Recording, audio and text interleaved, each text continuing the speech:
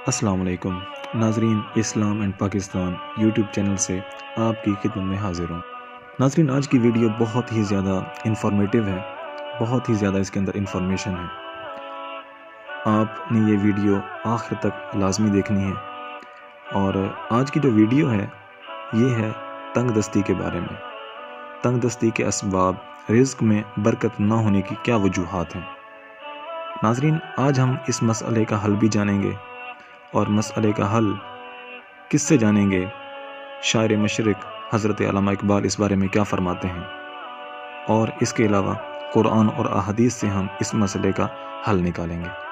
ناظرین، ویڈیو کی طرف جانے سے پہلے میرے چینل کو سبسکرائب کر دیں، اور ساتھ ہی بیل آئیکن کے بٹن کو بھی پریس کر دیں تاکہ میری آنے والی نئی ویڈیو یا آڈیو آپ تک پہنچتی رہے۔ جی ناظرین، تو تنگ دستی اور رزق میں برکت نہ ہونا ہر گھر کا مسئلہ بنا ہوا ہے۔ تنگ دستی رزق کی وجہ سے ہر شخص پریشان ہے۔ غریب غریب تر ہوتا جا رہا ہے، امیر امیر تر ہوتا جا رہا ہے۔ ناظرین، اس کی کیا وجوہات ہیں؟ غریب غریب تر کیوں ہو رہا ہے اور امیر امیر تر کیوں ہو رہا ہے؟ اس کے بارے میں ہمیں غور کرنا ہے۔ غور کرنے پر ہی ہمیں پتہ چلے گا کہ اصل وجہ کیا ہے، اصل ریزن کیا ہے۔ جی ناظرین، اصل وجہ جو ہماری تنگ دستی کی ہے اور رزق میں برکت نہ ہونے کی ہے، وہ ہے دین سے دوری۔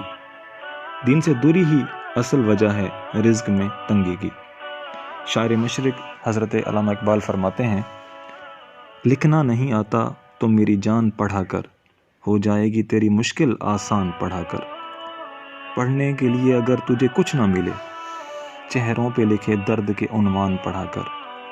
لا ریب تیری روح کو تسکین ملے گی، تو قرب کے لمحات سے قرآن پڑھا کر۔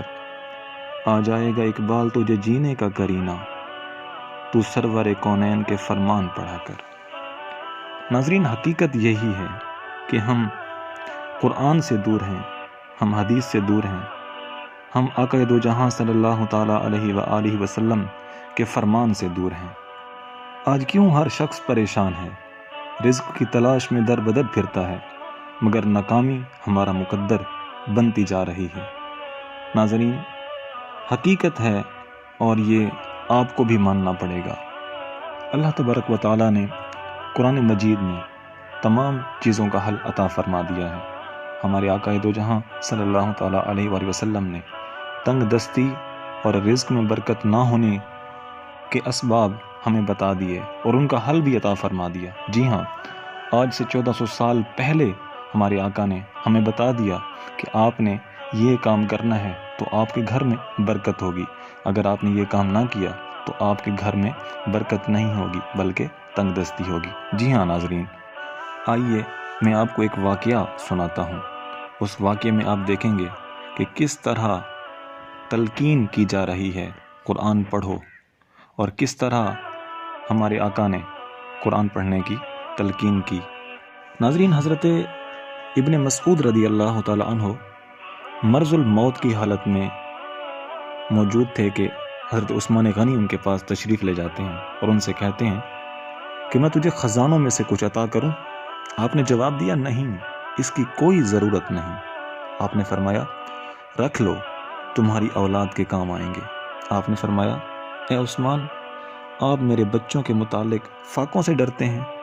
میں نے ان کو ہر روز رات کو سوتے وقت سورہ واقعہ پڑھنے کی تلقین کی ہے، کیونکہ میں نے رسول اللہ سے سنا ہے کہ جو شخص روز رات کو سورہ واقعہ پڑھ لے اس کے گھر میں کبھی فاقہ نہ ہوگا۔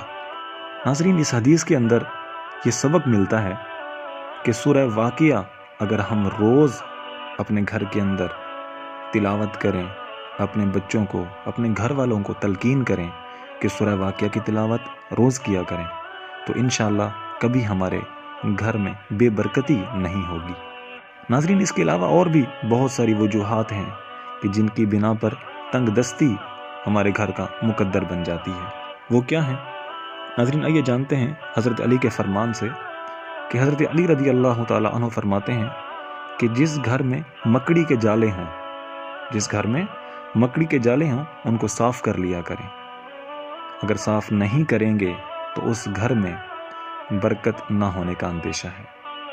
ناظرین، اس کے علاوہ رات کو جھاڑو لگانے سے بھی منع کیا گیا ہے کہ جھاڑو بھی نہ لگائیں، اور جب ہم کھانا کھاتے ہیں تو روٹی کو کتر کر کھاتے ہیں، یعنی دانتوں سے ہم اس کو کتر کر کھاتے ہیں، اس چیز سے بھی منع کیا گیا ہے۔ ناظرین، ٹوٹے ہوئے چینی یا مٹی کے برتن استعمال کرنے سے بھی منع کیا ہے کہ یہ بھی تنگ دستی کا سبب بنتے ہیں۔ ناظرین، کھانے کا برتن ہم صاف نہیں کرتے۔ جب ہم کھانا کھا لیں تو آخر میں جو بچ جاتا ہے اس کو صاف کر لینا چاہیے، کہ اس سے بھی منع کیا گیا ہے۔